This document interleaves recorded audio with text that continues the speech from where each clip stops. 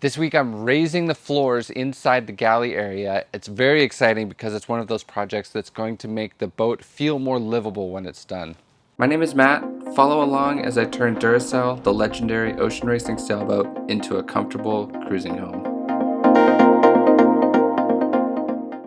This winter, there's going to be tons of really fun interior projects. The next one is raising the floor here underneath the doghouse. There's going to be a bunch of systems underneath the floor, plumbing and pumps, maybe some other stuff. And the raising the floor means I can build the companionway stairs. We can work on the sole inside the doghouse.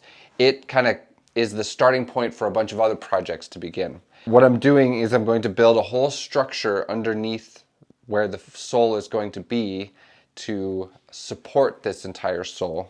And luckily I have this pretty expansive keel grid in the whole of the bilge of the boat, and so I can kind of build the structure on top of that. It's a great place to start from. And yeah, it's going to be a really fun project. Not necessarily the building the structure for the sole, but once we start templating out the sole parts. And I'm not going to, like, the floorboards are going to be really beautiful parts of the boat. So I'm not going to build those yet. We'll probably just use OSB panels as the floor till we get closer to launch time, when I can cut out the real floorboards and make it's one of those hearts of the boat kind of things that will be very pretty once they're installed. The first step is to build the structure that will support the sole boards in the galley area. To do this, I'll build cleats that are glued to the vertical surfaces around the perimeter of the galley, and supports that are glued to the fiberglass grid that will span between the cleats. I'm using my laser level to mark the top of the floor structure, which will be the bottom of the sole boards, and then fitting everything with fasteners before any gluing happens.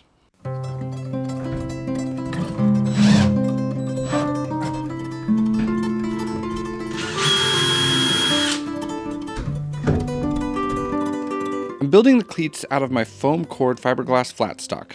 I could have bought L-shaped solid glass stock from McMaster, but I have a bunch of leftovers of my own that I think will work just fine. This area is between the quarterboards where the bottom of the companionway stairs will be, and there needs to be a support that spans the stringers to hold up both the sole board and the bottom of the stairs. I started by templating the shape of the support.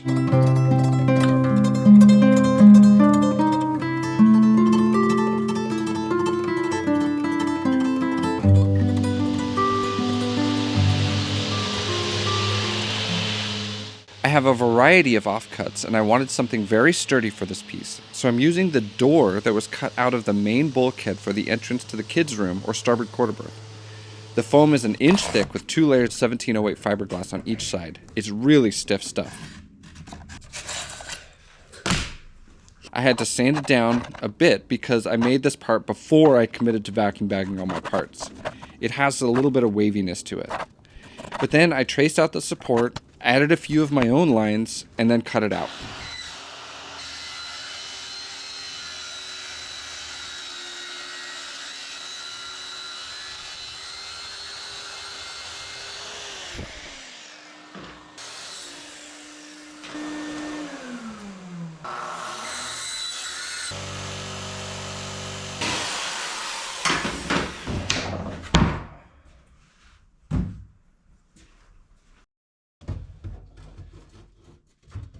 The part fit pretty well. Of course, the floor needs to be level, so I'm checking and double checking that everything goes in level as well.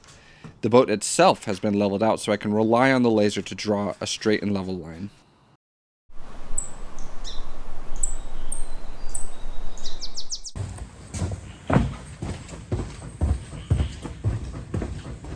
The support structure for the raising of the floorboards is all cut and fit. Everything is kind of screwed in place, jammed in place. I'm using a whole bunch of scrap pieces, which is very satisfying to use all these pieces that have just been lying around the shop. The next thing to do is I have a bunch of cleaning up to do. I have to do some sanding, wiping down, and then we'll start gluing all these pieces in. After sanding and wiping everything down with acetone, I started gluing the floorboard support structures in place. This is an excellent application for Total Boat's Thixo Pro thickened epoxy. I have a lot of gluing to do, and I want to be very accurate with where the glue goes and how much I'm using. This epoxy does both and gives me plenty of working time to get the project done without having to rush.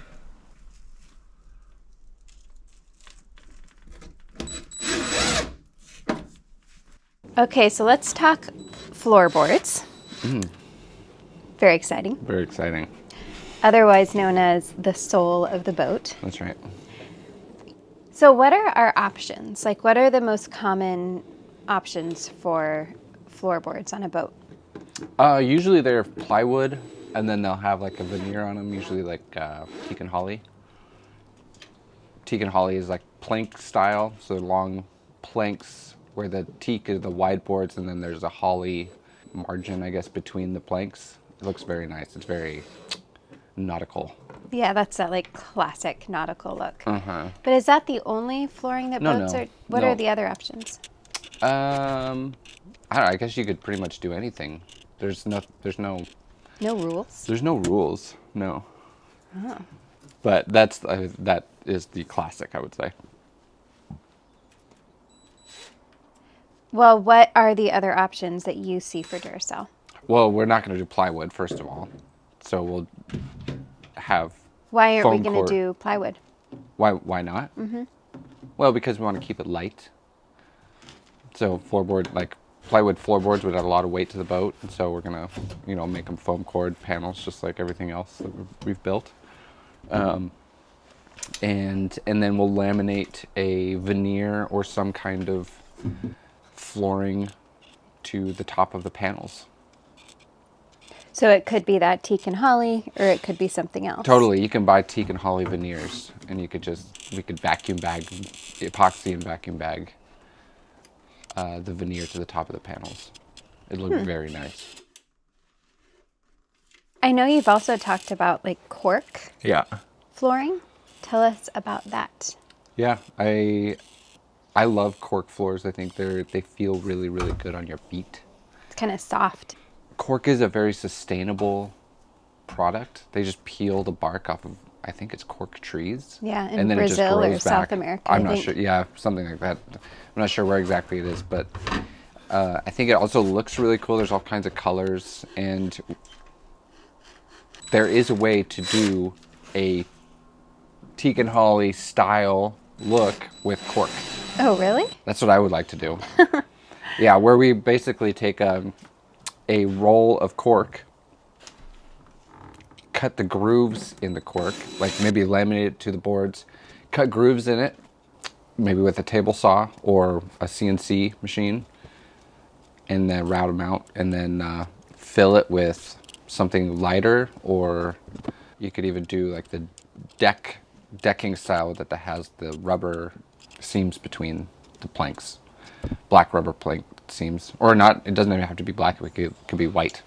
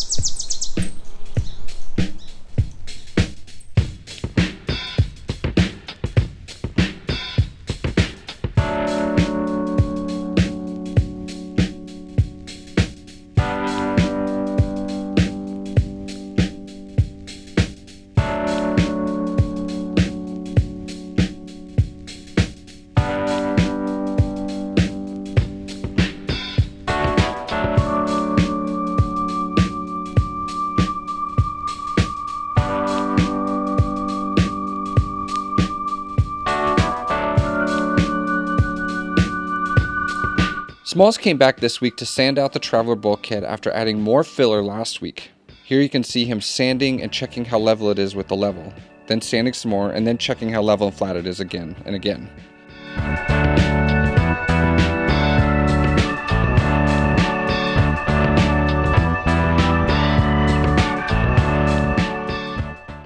Right now the Traveler bulkhead is still in progress, but it's gotten a lot more shapely and more beautiful as Smalls continues to ferret out, make it more flat on top and level. And so there was a lot of concern last week about how much fairing is going on it and the fact that the Traveler is a very loaded part. So let me explain that the track goes on top here. It is going to be bolted through down into the Traveler bulkhead. There is a 1-inch thick piece of aluminum beam that is laminated into this, and so we're going to tap into that aluminum beam, and that will be what holds the Traveler track down. It is end boom sheeting, so the boom ends like right here. The sheet will be directly above the track, and so all the loads when we're sailing upwind will be directly above, directly above the track. So that being said, the only load that the fairing will see is just in compression when the track is bolted down on top of this fairing. And there's only like a 1/4 inch of fairing on here, so I don't think it will have any problem cracking or anything like that. If it was any thicker, what we could do is just do a light layer of glass over the top just to kind of stabilize it, make sure it doesn't crack at all, but I'm really not worried about fairing failing. My friend Alex came over to help edge band the floor supports. Alex and his partner Marie live full-time on their boat Tangent, and they sail around the Salish Sea. So you guys still loving your boat after all this time you've spent on it? Yeah, I mean, the more we get to know it, it's like I would hate to change boats. Yeah. We've talked about, like, I don't know, so often we end up motoring anyways. Should we be powerboat people? But I couldn't imagine learning a new boat. Yeah. We get into more and more systems, and there's like hardly anything left we haven't touched, so we know what to expect, at least, like what the likely things are to go wrong and where to look. Right. We are laying a layer of 6-ounce glass to the exposed foam that will become the landing surface for the floorboards. Adding this glass to the top will ensure that the floorboards don't damage the foam cleats holding them up. Do you want me to go crazy on these to fill in the... No, not necessarily. You could put like a little bit more on there, but even if you are going 2 knots on a sailboat, I still find that more interesting because you can, you're trying to get more speed out of the boat. Sure. You're thinking about ways to make the boat go faster, whereas on the powerboat, it's like you set it and forget it. And, yeah. but I also see like it's like comfortable and very safe. Yeah. And I don't know if you could do it again. Would you have gotten a powerboat if you knew then what you knew now? No, probably not. Something I'm gonna try and do about this boat is like just make it as easy as possible to set sail. Sure. So you don't have to. Yeah. So it's just like, even if the sailing's not good, it's like, who cares about putting the main up? Right. I think having getting a good stack pack set up and a really fast mainsail track. Okay. Yeah. So you're not. So it's just like the boat, the mainsail just flies up and down.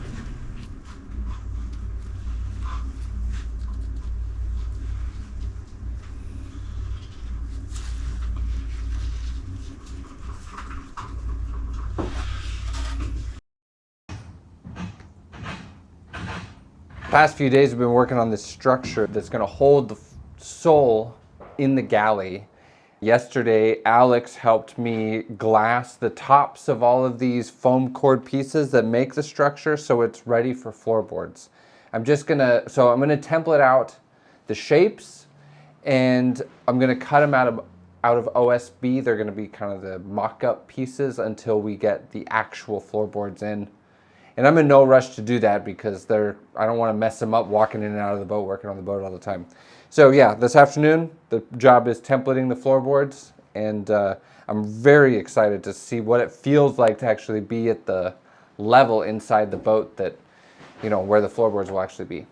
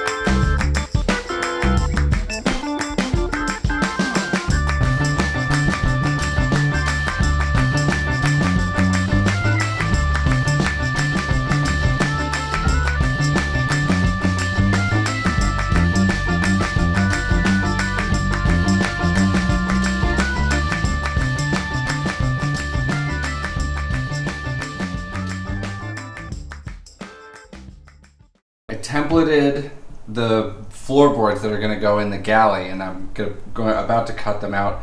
This piece is bigger than I thought it was going to be, and I'm actually worried that it's not going to fit back in the boat.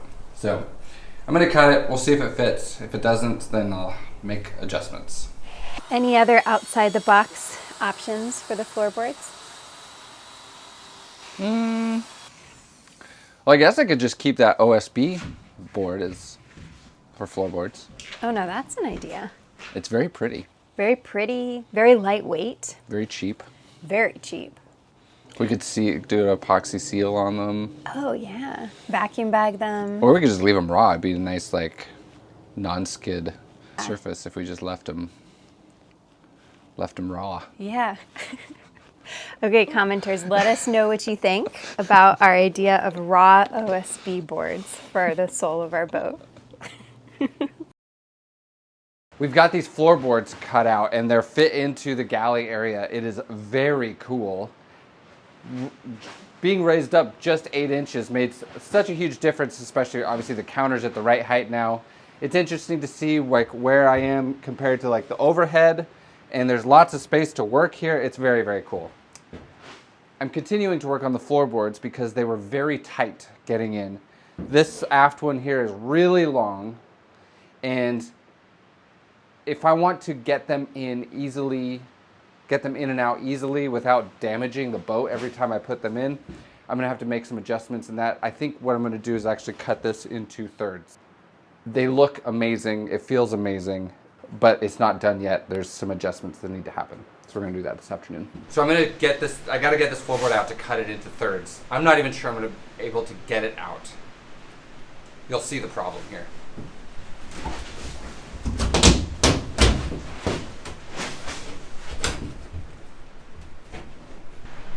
It gets stopped right there, and that's something I just didn't think of.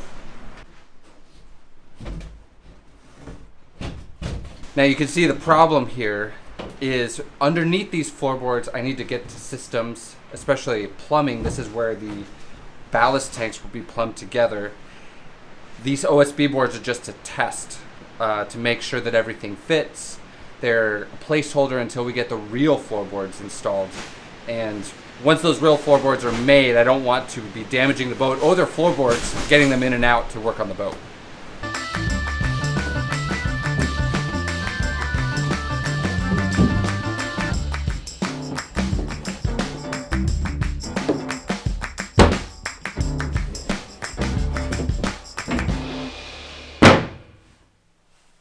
Cool.